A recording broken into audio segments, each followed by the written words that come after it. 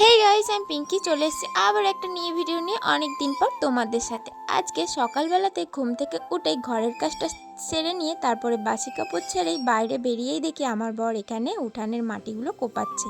কেন বলো তো, এখানে নাকি ধনে পাতা আর পালং শাকের চাষ করবে, সেই কারণে ও উঠানেই বসাচ্ছে যেহেতু ছাগল যাতে না ঢোকে। আর আমি তো এখানে বসে বসে দেখছি, আর ওইদিকে শাশুড়ি মা মাছটা ভেজে দিচ্ছে। বাকি রান্নাটা আমি করব, কিন্তু মাছ আমি ভাজতে পারি না, সেই কারণে মাছটা ভেজে দিচ্ছে।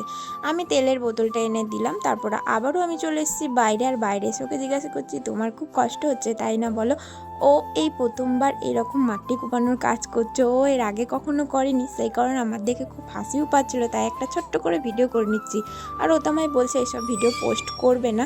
তারপর এখানে একটুখানি টমিকে নিয়ে খেলা করছি। ওইদিকে যেহেতু শাশুড়ি মা পেঁপে আলুর তরকারিটার মাছটা ভেজে দিচ্ছে, কারণ পেঁপে আলুর তরকারি আমি করতে পারি না, মাছটা আমি করলে আমার বর একটু ভালো খায়, সেই কারণে আমি করি, তো মাছ ভাজতে পারি না। তাই এই যে এইদিকে ভাজছে। আমি টমিকে নিয়ে কিছুক্ষণ খেলা করার পর আমি এখানে চলে এসেছিলাম একটু রান্না বান্না দেখতে আর একটা ভিডিও করতে। তারপরে এখানে আবার বর্মশাই একটু জল চাইলো, তো ওকে একটু জল দিতে গেলাম। জানো তো, আমি না সেইভাবে ভিডিও পোস্ট করতে পারি না। কেন বলো তো, সারাদিন যা করছি সেগুলো কি প্রত্যেক দিন দেওয়া হয়, সেই কারণে করি না। ওখান থেকে আসার পর আমি চলে এসেছিলাম ঘরে, আর ঘরে এসে আমি এখানে পেঁয়াজ ভাজছিলাম মাছ করার জন্যে।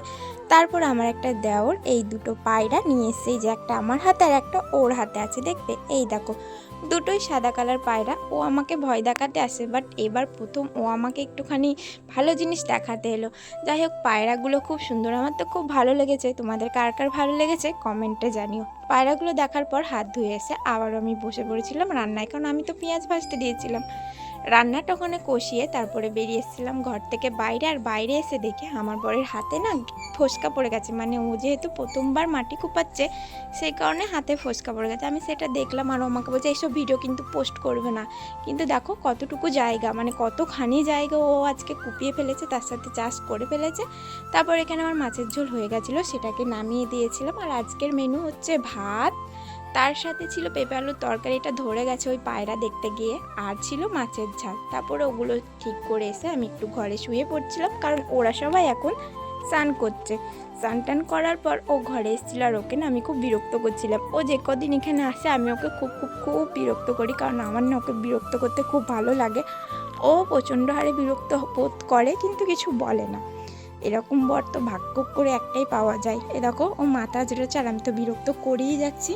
তারপরও আমাকে বলছে, হ্যাঁ আমি আসলেই তুই ভিডিও করিস। তুই মানে আমাকে তুমি বলেই ডাকে, বাট ওটা ইয়ার্কি মেরে বললো আমি আসলেই তুমি আমাকে বিরক্ত করো আর ভিডিও করো, সেটা আমি দেখেছি। তারপরে আমি বললাম ঠিক আছে, আর যেও না, আমি আজকে দিই। তারপরে একটুখানি একটা ভিডিও শ্যুট করার জন্যে এইটাকে আমি করছিলাম, আর সেটাও তোমাদের সাথে শেয়ার করে দিলাম। তারপর এখনও বিছানায় বসেছে, আমি একটু বিছানায় বসে, ও দেখো মুখটা নিয়ে কেমন করছে, আর সাথে ও ব্লেডে করে ওই যে ফোসকাটা পড়েছে ওটা কাটছিল। তারপরে আমরা খেতে বসে পড়েছিলাম সবাই মিলে। আমি তো খাচ্ছিলাম, যেহেতু মাছ খাই না সেই কারণে ডিম খাচ্ছিলাম। তারপরে একটু ঘুম থেকে উঠে এখন আমি যাচ্ছি বাইরে, কারণ আমি বাইরে বাঁধাকপির পকোড়া ভাজবো, সেই কারণে বাঁধাকপিটা মেখে গেছিলাম। মাখার পর আর এইদিকে তেলও গরম করতে দিয়েছিলাম, তেল গরম হয়ে গেছিলো, তাই আমি পকোড়াটা ছেড়েও দিচ্ছিলাম। ও থাকলে এই টুকটাক জিনিসগুলো করা হয়, ও না থাকলে আমি করি না, আমার শাশুড়ি মা করে, আর ও থাকলে আমিই করি।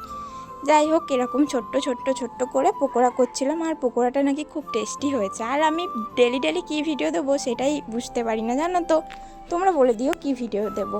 এখানে তো হয়ে গেছে, আমি তখন মুড়ি খাচ্ছি, আর ভিডিওটা না আমি এখানেই স্টপ করছি। দেখা হচ্ছে নিউ ভিডিওর সাথে, ততদিন তোমরা ভালো থেকো, সুস্থ থেকো, টাটা।